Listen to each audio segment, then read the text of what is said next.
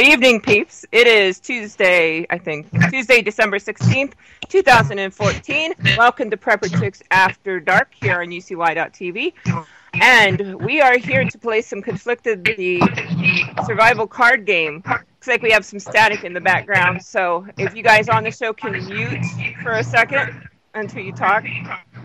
Not sure who's making all the noise. All right, so let's get started here. What is Conflicted? It's a deck of cards, 52 cards in a deck. There's 4 decks out now, created by JD, who's going to be on the show. Hopefully, we snagged him. And we are going to, each card in the deck has a scenario on it that you can talk to your prepper group about. So let's get started here and get everybody introduced. So the creator of the card game, JD, are you with us? Yes, I am. Thanks for having me, Laura. It's great to be here. So, can you hear me? Yeah, we are. Kate, I think that background noise is you. Me? Yeah. Mute the radio stream. I'm not even on the radio. No, Kate. You're okay. Kate. Okay, be nice. And that you heard is Geek Prepper. Hey, John, how are you tonight? Hey, what's up? Sorry, I had to use my nerd powers there to deduce who was making the feedback. Yeah, I was watching who was blinking when the noise was on, so that's how I figured it out. Are you still hearing it? Yep. Mm-hmm. I don't hear it so bad now. No, you're good. Let's just move on. So back with us is Jared. Jared is with us. Why don't you introduce yourself, Jared, and tell everybody where you're from? All right, great to be back, guys. My name is Jared, like Lori just said. I'm currently living in Gilbert, Arizona, which we just recently moved to, and we're loving it over here. And I recently launched a website a few weeks ago called flashpacks.com, which basically sells fully stocked, high-quality bug-out bags. Great to be here. Go check it out, and Jared will drop his link into the chat room. Sure thing. Cool. Because our chat room, we love our chat room. Now, back with us. Well, hopefully I get to talk to her this time, because the last time we had hiccups with Skype. So hoping this works out for us tonight. But one of my most favoritist female post-apocalyptic writers around, and a fellow Buckeye, Kate, welcome back to the show. Hi there, how's it going? It's going good. So why don't you introduce yourself and tell everybody where you're from?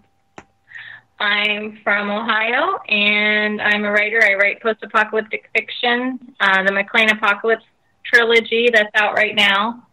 And I met Lori through Prepper Chicks. Yeah, and you have 3 books out now that would make awesome stocking stuffers. Hint, hint for people out there. Gratuitous plug. Yeah, and quite honestly, I love your books. You get very attached to the characters, and job well done. Thank you. I like your book too. I'm waiting for book 2 though. Yeah, no pressure. Yeah, had a little mishap in my life and trying to get things straightened out. So as soon as I can get things moving in that direction, I've started it. I'm working on it slowly. It's just taken some time. Oh yeah, they're a labor of love, that's for sure. Yeah. So, you guys ready for your first card? Let's do Ready it. to go. Okay, here we go. So Morgan has an offer, and this is from deck 4 based off of Angry American. So Morgan, his main character in his book, has an offer for shelter. However, he had to give up his weapons temporarily in order to be allowed in. He could use a comfortable place to sleep and food. However, he was in the midst of strangers. If you were in his situation, would you give up your security for food and shelter, or would you rather keep a way to defend yourself and go hungry? So, food versus firearms. So, Geek, what would you do? I'm not going to give up the weapons. As anyone knows from historical truth, which is Walking Dead season 4, you do not give up your weapons and go into a camp of people. I mean, you might be hungry, you might be uncomfortable, but you're alive, and that's a known at that point. Okay, do you think there are camps out there where people actually eat each other like that? Currently, I don't think so. Maybe probably not in the continental United States, but in that type of situation, it may not even be eating you. It might be, just taking your stuff, torturing you to find out where your stuff is or where your people are. I don't want to risk it, so negatory. Okay. All right.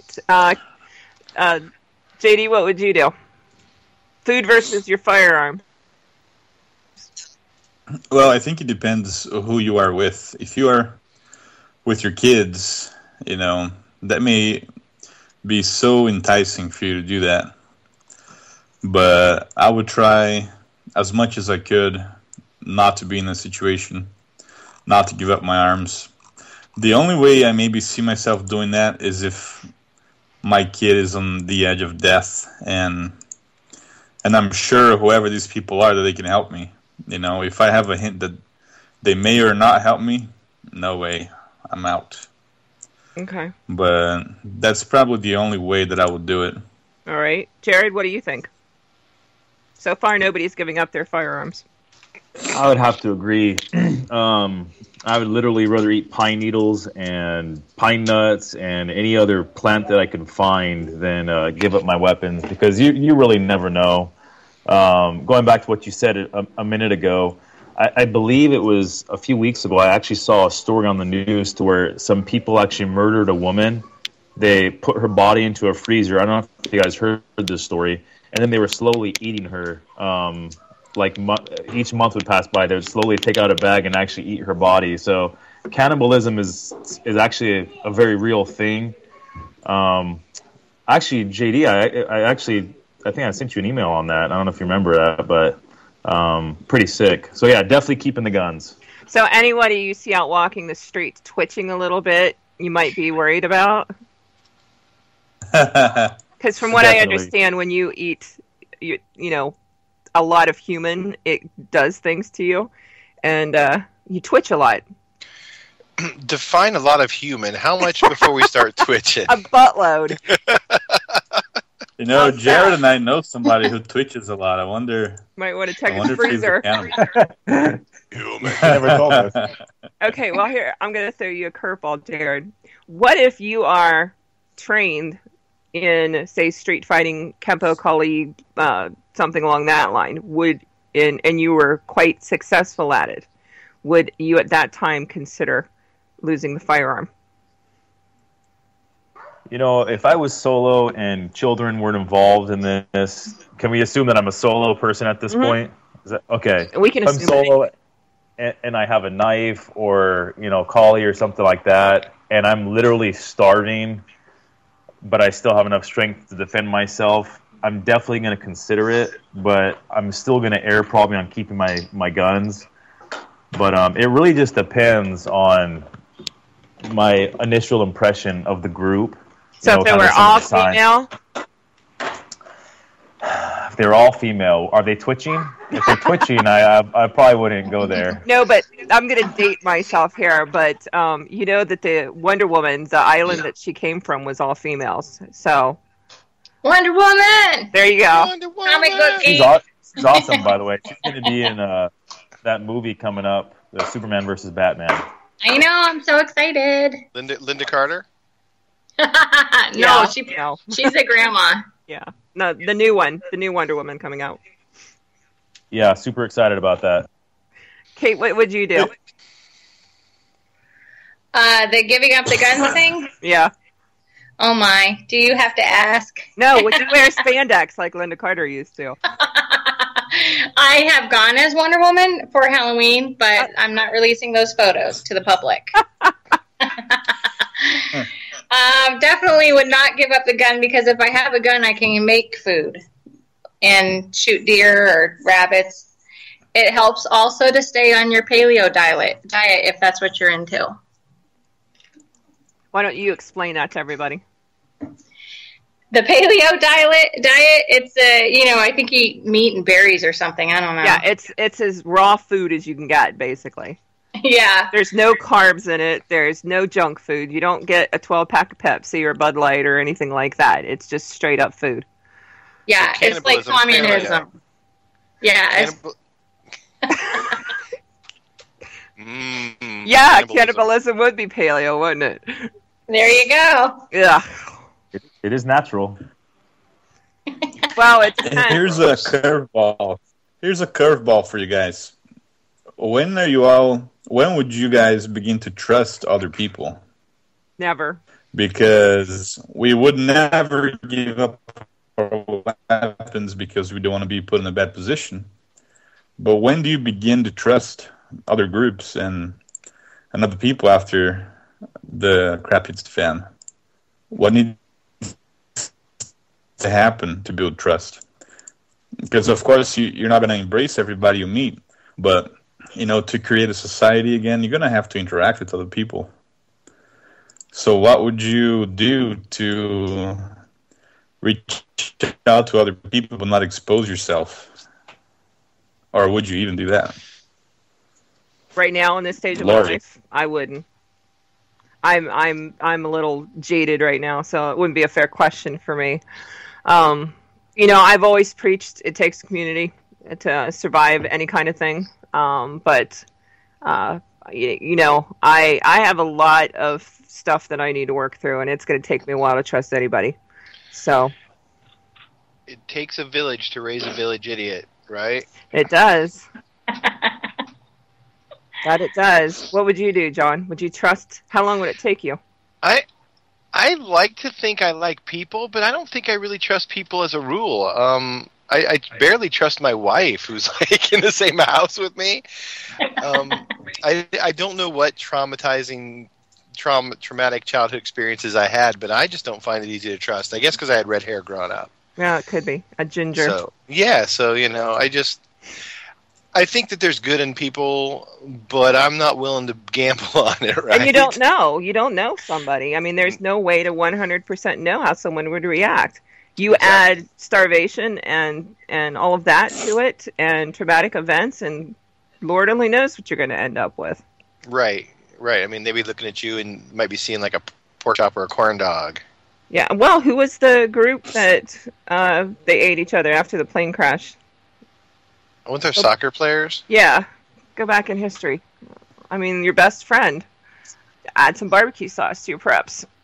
I'm kind of curious on your guys' view on that. Would you actually, if you were in that situation, you're away from your family, you're away from your friends, plane goes down, would you actually eat other people to survive?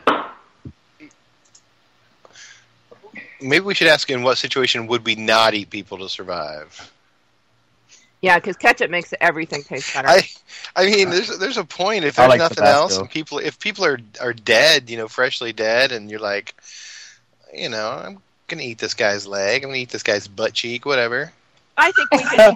I think we could sit here and we could say all day what we would do, but until we were in that situation, it's hard to tell. I agree. Humans are survivors. I think you're going to do what you have to do, regardless of what you think now. You're going to do crazy things. Kate, what do you think? Could you eat someone else? No. I've actually researched cannibalism before, because that's a fun topic. But it can cause encephalitis, which is like brain swelling for your children. Like it doesn't necessarily affect the people that are eating it, but it affects your offspring. There's groups in South America that do perform cannibalism, so it's pretty gross. And I'm a germaphobe, so I can't imagine. I don't even like to shake hands with people. I can't imagine eating someone. How did just let it cook for a while. It'll be fine. How did we get on this topic, anyways? Because that wasn't on the card. There's some twisted people in this group. Something like that, yeah. But it's going to be. Hopefully, none of us ever have to find out. Let's put it that way. I was going to say we owe it to ourselves to really find out. We're going to have to eat somebody. We're gonna vote you in for that, John. So you go do that, and you let us know how it goes. How does that work for you? It's all or nothing. How can we write about it if we don't know, right? Well, you know what? Depending on, I know where you live, so I'm not sure you're gonna find a whole lot of, brains or intelligent species down your way, so go for it. No, there's no intelligent species here. Yeah. Okay, here's one for you since we're talking about killing and eating people. You're face to face with the murderer of your family. The assassin is bound at your feet. There is no government or anyone around to stop you from doing whatever you want with the person who killed your loved ones. You both are inside a barn. You have a few tools at your disposal, such as a knife, hay forks, pigs, horses, and ropes. What would you do to the person who murdered your family if you were in this situation? Would you show mercy? So, Geek, Find a wood chipper and send him feet first. By mercy, I don't think I would torture him. No, I would definitely kill him. That makes you no better than him. No, it doesn't. Well, you know what? It does, because it's justice at that point. It's an eye for an eye. You know, you took everything I love. So yeah, for that moment, I won't be any better than he is. I will be exactly the animal he was as I destroy him. So yes, you're right. I would be no better than him for that moment, but I would try to do better afterwards. Without my family, I mean, I'm nothing. I am a base creature of no worth. So why would I not? For some reason, I got this idea of being Catholic in a beer tent in my head. We'll just, drink all the beer and gamble, and then on Sunday repent. And I probably just hugely offended someone. Hey, Jesus will forgive me for blowing his head off. Today you'll be with me in paradise. JD, what would you do? I would get very creative. There'll be nothing else for me to do. So I'll get extremely creative for a long time. Well, let me ask you this, because it's on the news today. So over in Pakistan today, we had the Taliban come in and pretty much wipe out a school. And if you haven't read Day of Wrath, the book that's out, go do it, because it's it'll make you stop and think about your kids in public school. So in Pakistan, Taliban came in and pretty much shot like 145 kids and defenseless children. But we get shit on over here in the United States for things like waterboarding. And Kate, I might let you weigh in on this. What are your thoughts on that? Uh-oh. I think that the quote-unquote torture techniques that we use are effective, and I think they've proven effective. And I don't think that pouring a little water on a rag and making somebody simulate the feeling of drowning is really torture. I mean, our Navy SEALs go through that kind of thing when they go through training. So I'm 100% for torture. Do whatever you got to do to keep my country safe, because if they come here, they're not going to like what they get met with.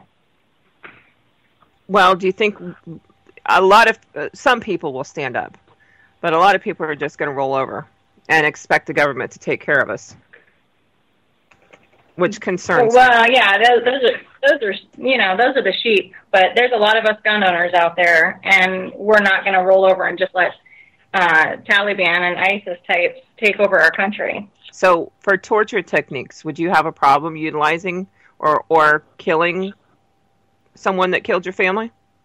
I would not. I wouldn't even blink an eye. My husband travels a lot for work, so I'm home a lot by myself, and I'm very proficient with firearms. I have been since I was a kid, and my kids are now proficient with firearms as well. So, and you know where I live. Yeah. Out in the boonies, where you used to live. So, yeah, it's like you against nature more than me against, hoodlums in my neighborhood. But, yeah, I personally would not want to torture somebody to death, but I think that taking away somebody's family can bring out the beast in the worst part of people that you could possibly imagine. Especially a mom. We seem to have a little bit more emotional vengeance going on. But something that people also need to think about is, and I think, who were we talking about this with? I think it was G. Michael. and it's in his book even too, is what if you do let that person live? What's going to stop them from coming back and inflicting more harm on someone else?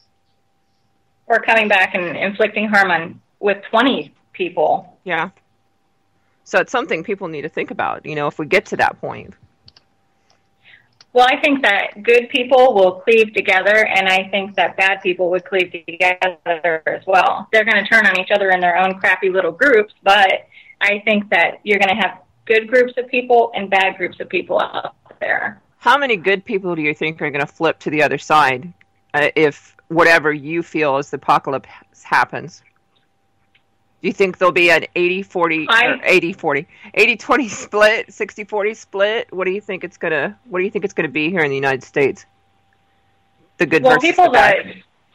People that aren't self-sufficient already are going to try and cling on to people that are more authoritative and people that are ready. So they're going to band together just for the comfort levels. The kind of people that are always waiting for the government to help them anyways. Those are the people that are going to be clinging to bad people because they won't have anybody else to cling to. If you can't rely on yourself, you have to rely on somebody. That you do, and people are going to be desperate. Right. We're already seeing that start now. Oh, yeah. I've been calling this lately the implosion of my country. I don't know what's going on. It's like the world has gone mad. Yeah, that it has. The balance of good versus evil has definitely tilted. It is out of whack, isn't it? It's just nuts. Well, you look at, too, everybody's like, oh, wow, we've got gas less than $2 a gallon right now. And they don't understand. They think it's great. And don't get me wrong, it's nice to not pay a small fortune to fill up my truck. But you have to understand the implications of what's going to happen when you see gas that low. And now Russia's in the news today, basically imploding.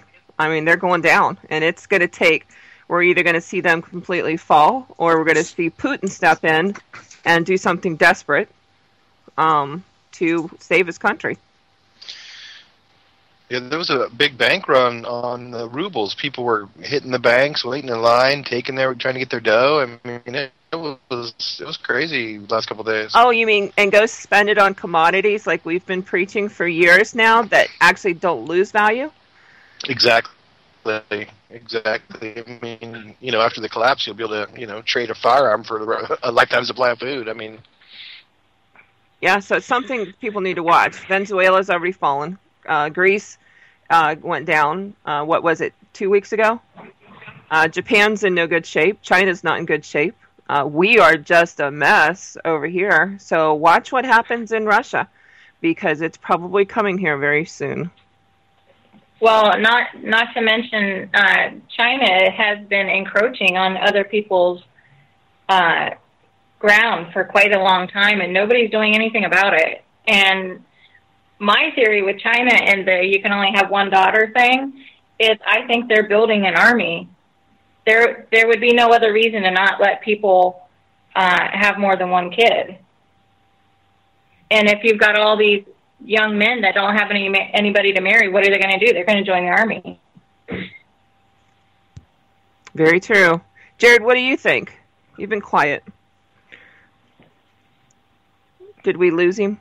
Yeah, Jared, no hiding, man. Sorry, coming off mute there. Jared thinks we're all crazy. No. What did I get myself into? These people are nuts. These freaking whack jobs, yeah. So what do I think in terms of China, or what do you mean? I don't know. We kind of lost the question there, didn't we? Yeah. One question. Somebody killed your family.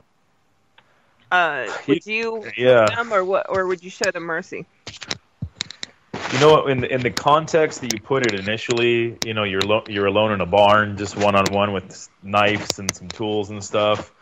That's a tough situation for me. I mean, I certainly have no problem destroying someone that comes into my home or threatens my family or anything like that. I certainly have no problem, with the death penalty and anything like that. But when it comes to me one-on-one with, the person that killed my family, I was certainly going to want to kill them. There's no doubt, but kind of like you, Lori, I think that God-fearing man in me, I would really ask myself, what's going to lie in the future for me if I do this, you know what I mean?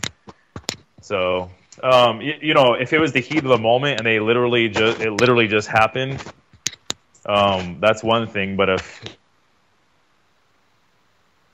I find this guy in a barn, I don't know.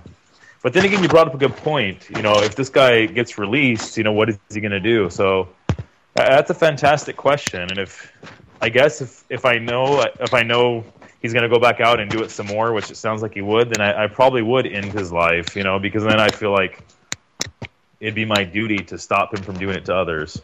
Well, you could cut both of his arms off. Yeah. Well, think about it. Like in Walking Dead, which Geek brought up earlier, Michonne, her little walkers that she used to throw the scent off of herself. She had them chained and she drug them around like, lap dogs. So she broke their jaws so they couldn't bite her, and she tore their arms off. Well, that's not too far-fetched for me. I mean, maybe that's the answer for me. Maybe I get a knife and I cut off his fingers or I cut off his hands so he can't touch another human being. I don't know. But the murdering, one-on-one in a barn, I don't know. I got to look at, myself at that one and figure out, where I think I'd be after that. Yeah, and I don't think a lot of people out there understand the true depth of the rage that they would be dealing with either at that time. You might be surprised about what you could pull off. Yeah, definitely. Okay, so next question. With the electricity gone, refrigeration and pre-packaged foods were things of the past. How do you conserve meat and other foods for long-term storage without modern equipment?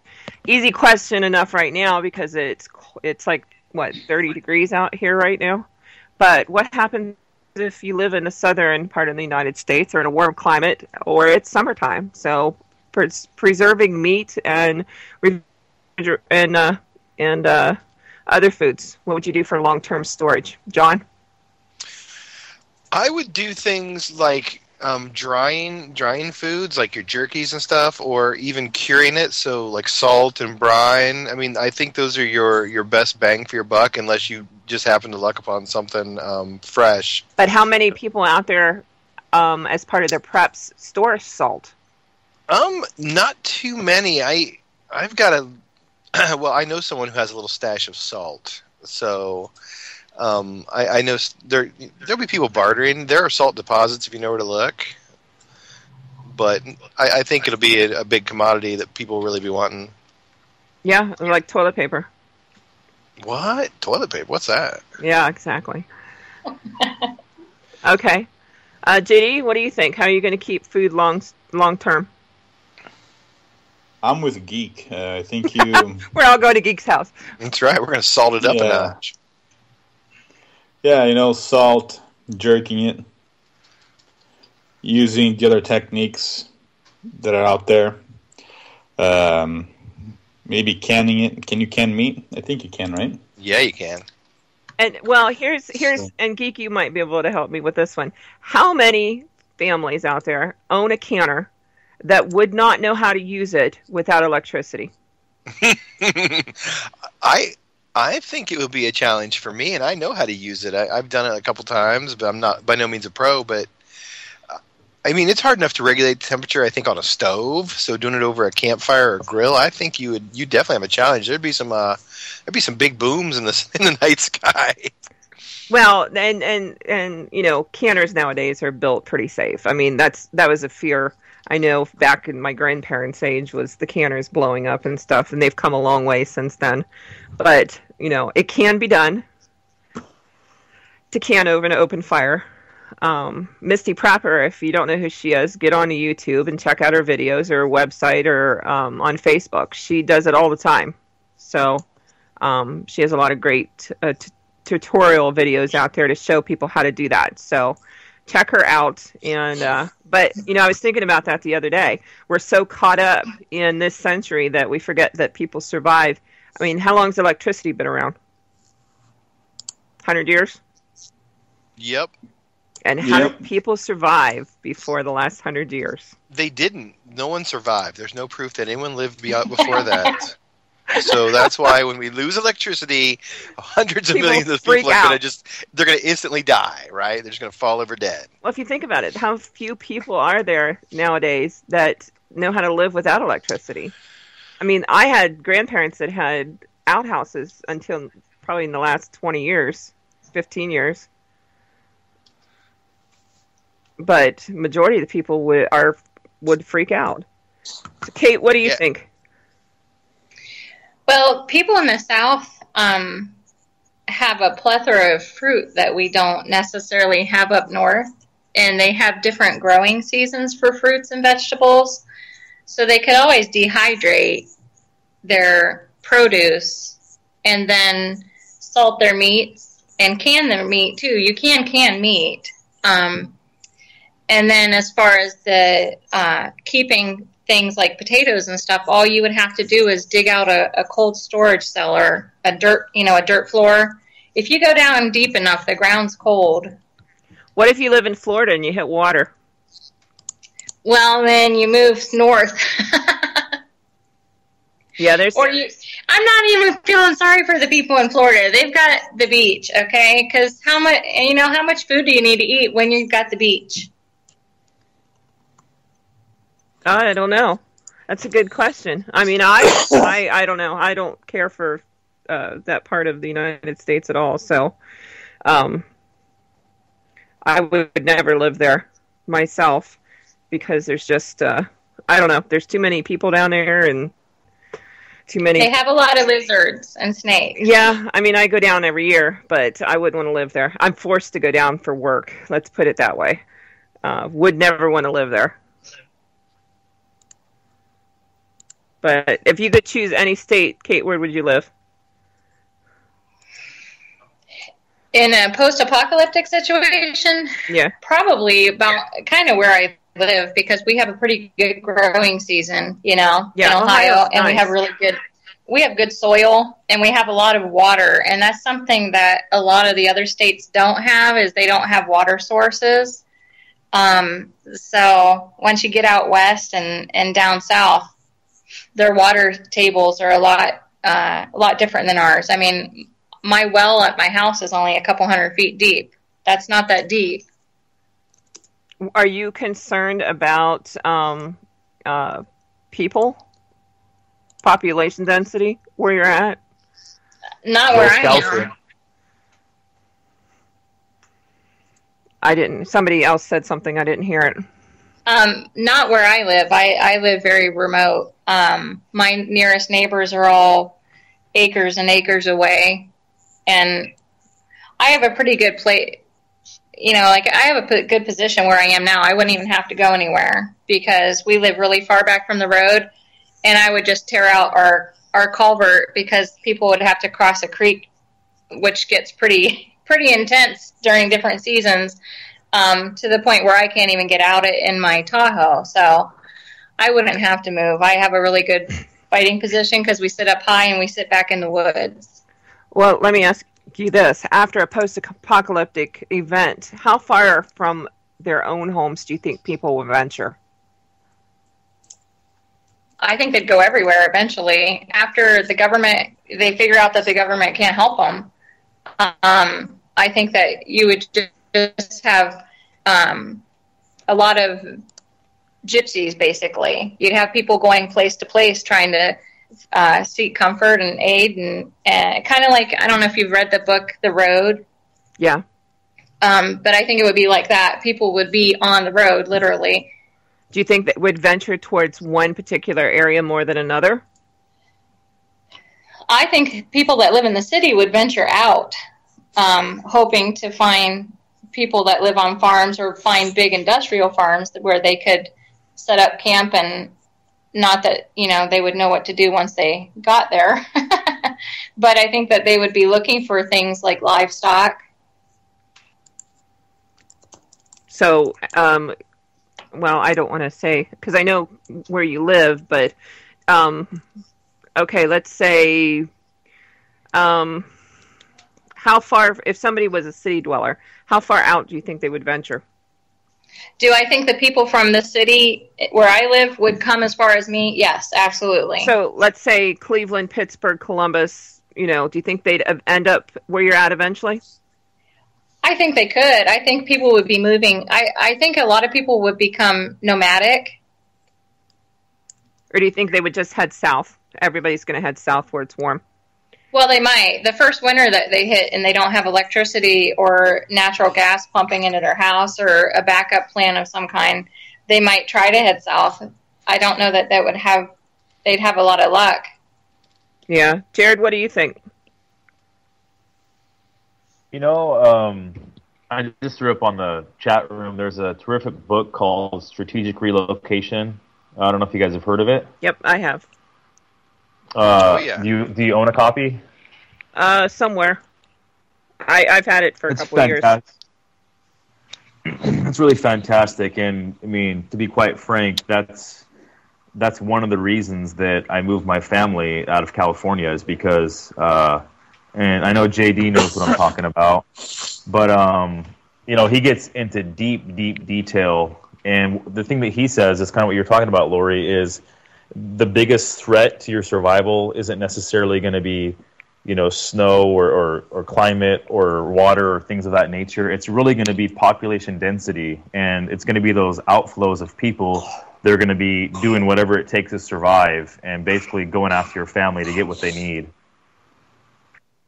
Is there any one place in particular that's worse off, in your opinion, than others? Or by the book?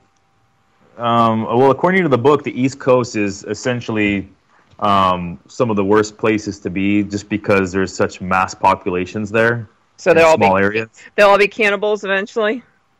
Cannibals, yeah, you name it. So according to the book, that's what they say, is the East Coast is going to be really, really, really bad. And you moved to Arizona. You think Arizona is going to be better off? I think it's going to be better off from where I was in California, certainly, for a number of reasons. But, I think there's some great places here in Arizona for good retreat sites, especially up north, I should say, by the way. I would, stay away from me. If you look anywhere, though, there's something good and bad about everywhere. I mean, a lot of people like upstate New York, but people talk about going to Utah or they talk about going to Montana. Unless you know how to deal with the climate there, you might as well just sign your death warrant. Because there are people there. And go ahead. Oh, I completely agree, and we got to be realistic too. I mean, you do have to go to where you have friends and family to some extent. You can't totally be alone, and I think that's really important. Although I'm pretty much solo right now, but I think it's really important to have like-minded people around you. How would you go about finding those? You just moved there. How do you go about finding those like-minded people? Well, I think the first thing that we got to do is kind of let our opinions be known to people, right? Let's not hide from what we believe in, preparedness and things of that nature, but let's but what about let it be known. OPSEC? What about OPSEC? What's that?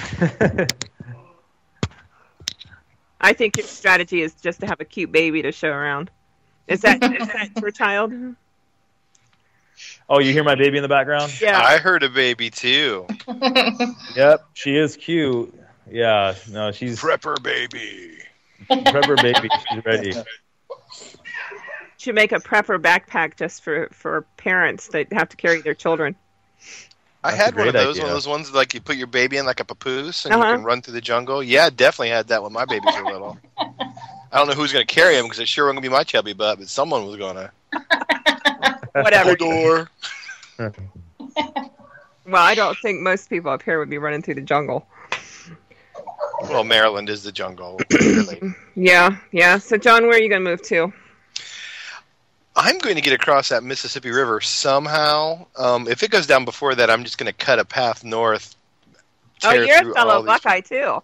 We got 3 of us Yeah, here. if I can get to Ohio, I've got a pretty good crew waiting there for me, and I will convince them to scrap their plans to go hide in the caves and go west. And carry your kids. Well, they're old enough to walk now. They'll be carrying me. Get them a donkey. Oh, I'd love a donkey. Old number 7. That's going to take you forever.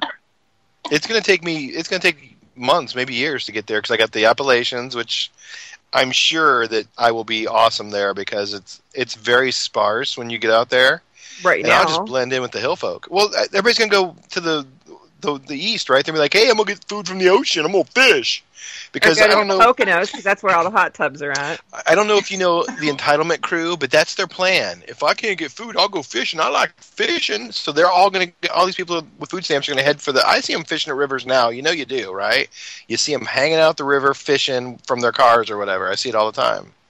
So they're going to go east. I'm going to go west, and they won't even see me because I'm like a ninja, right? In your mind. Yeah, I'll travel at night. I'm a pretty scary-looking dude anyway, but they're kind of scary too, so I don't know what to say. JD, where are you going to move to? I'm going to move to Brazil.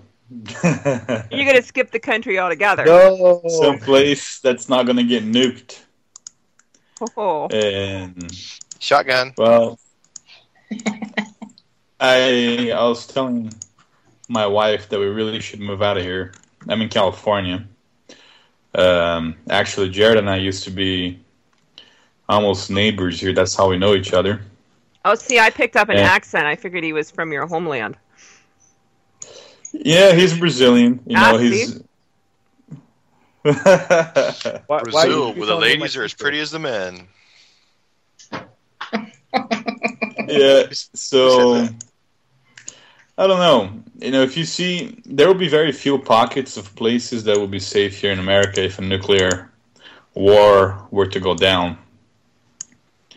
And California is not one of them. So I would be out of here. If I had to choose a place in the U.S., maybe Idaho, somewhere. I'll have to consult strategic relocation. Like Jared did, but I don't know. I just think being out here in California, with the people that we have out here, it's such an easy place to just walk in and take over. I think there's going to be a lot of people, but very few that will stand in the way of an invasion around here. And I think Jared agrees with me, because after you're living here and meeting some of the people that you see out here, people are going to be like, hey, you're here to help me, right? So come on in. And so probably, like I said, Idaho or maybe Eastern Oregon, one of those places, one of those heck of the woods. That'll be my choice. Yeah, I think I'm going to follow Kate, and I'm going to go back home to Ohio. So me, Geek, and Kate will be in Ohio, and we'll let you know how it goes. Wait, what part of Ohio? Tuscarawas County. Tuscarawas. Wait, is that north? No. Central? Where is that? Kind of more southeast. Southeast. I've been there. I've been to the courthouse Pittsburgh. there. Yeah. And I live north-ish of Tuscarawas. I live in the Appalachian country. Amen. The hills. Everybody around me still makes their own moonshine and stuff. Yeah, so. buddy. Wow, so I'll have to get my people to swing out, because my people are West Central Ohio. See, you can trade salt. You've got your salt connection. Yeah, I'll have to come through you, Geek, to get over to where I need to go. So these dudes they're the real deal. These are cops and ex-military, and they've got it all figured out. There's quite a few of them. Well, here's your next question, and I'm going to wing this one. It's in the deck, but I read it earlier. So, who would you trust more, military or police, and why? Military. Why? I think people. Okay, this is going to probably make me some enemies. I've got a lot of cops in my family, and they're pretty good people. But police today, even my father, who was a retired sheriff, the sheriff, has admitted that today's police aren't like they used to be.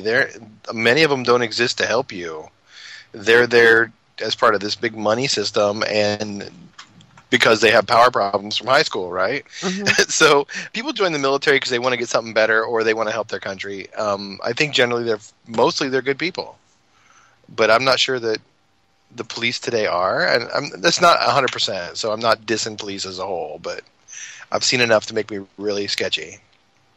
But you can blame some of the cops, but also the laws. Some of the laws that we have. They have some of these guys, they think they're doing their job by following some law, but in reality, they're just abusing everybody. But in their minds, like, hey, this is what I'm supposed to be doing. It's just an excuse to get, to do whatever they would have done anyway. But it's just an excuse to abuse people sometimes. I agree. Well, you give anybody a little bit of a taste of power, and corruption is not far behind. That guy that got choked because he didn't pay a cigarette tax. Yep. That's ridiculous. The guy said, I can't breathe. The guy got taken down on chokehold and died on the spot. Do you think we have a fear right now, though, in this country specifically, of a race fear? I think the race fear is instilled onto the people. I don't know. No, I tell you from experience, because I've said this on the show a million times. I'm Brazilian. Brazil has the largest the largest black population outside of Africa. And I grew up, and I still have several black friends, had some black girlfriends. The lines of race down there are very blurred. If you go to prison, people are not bundled by race. They're bundled by their gangs, and there are people from all different races in them. So I think here it became a race issue because it was kind of bred into the people in their minds, something that they learn over time, and it's still fed back to the people by the powers to be. The people who should dissipate this type of mentality, they keep pushing it and pushing it and pushing it, and people believe it. It's a political tool nowadays. It's a really powerful political weapon. Yeah. Kate, what do you think? Military or police? I would definitely trust my local sheriff because I know him. He's a lot like us.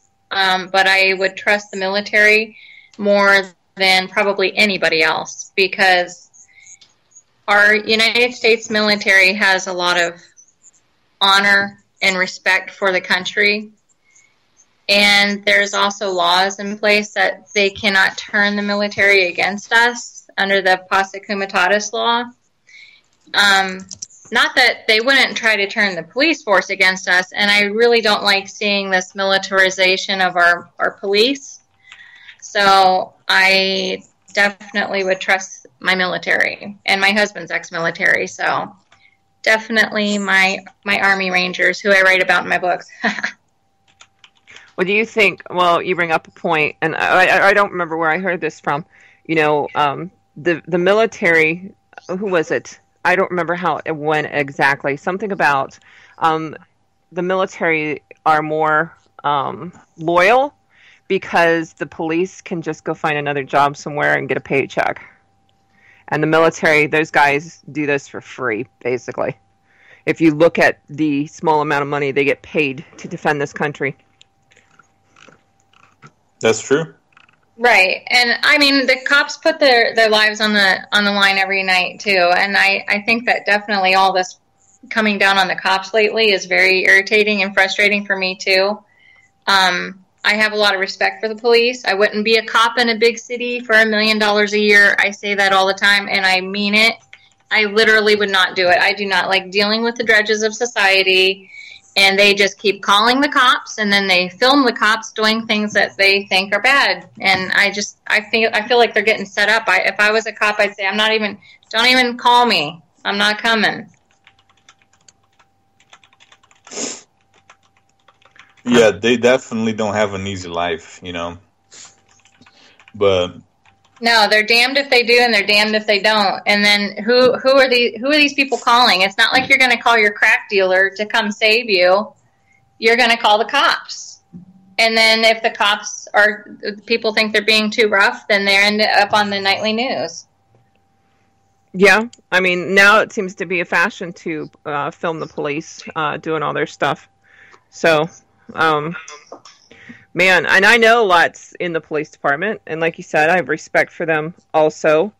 But there are, you know, a lot of bad ones out there, and the good ones need to start standing up and stopping them and speaking out. But a lot of them won't. It's a brotherhood. Yeah. And there's a few boneheads, and I'm sure there's a few boneheads in the military too. But for the most part, if they're willing to work for $20,000 or $30,000 a year and put their lives on the line for us, who am I to judge? Yeah, definitely. Okay, we're down to 7 minutes. Anybody else have a card besides me?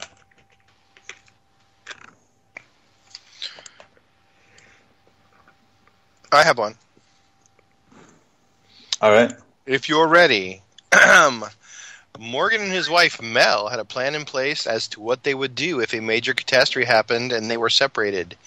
Do you and your family have a plan in case of a disastrous event takes place, natural or man-made, and you suddenly lose contact with one another? Do you? I do. You do? Yeah. Don't you? Yeah, I do. We have some prearranged meeting places and spray paint signals or ways to mark, you know, certain places as if we've been there, and moved on, or we're hiding somewhere in the area, something like that. Yeah, my kids know. If so and so happens, this is what we do. If this happens, this is where we go. You know, this is first. This is first place. This is second place. Plan A, Plan B. You know, all that kind of stuff. Kate, what do you think? Yes, I have plans in place for myself and my kids. And like I said, my husband travels a lot, so his plan is always to get home, which I know he will because he's got military training and he's kind of hardcore. So I have no doubts that even if it took him 6 months, he'd make it home. And my plan is to hold down the fort until he gets there, and I've got enough firepower to do it. So there you go. There's a woman after your own heart. But that's what mamas do. They hold down the fort, you know? That's right. It's always been like that. We're mama bears. Exactly. JD, what about you? Yeah, I do. I have one. It depends, you know, how bad things get. My bug out plan right now is to move out of California, and then nothing has happened.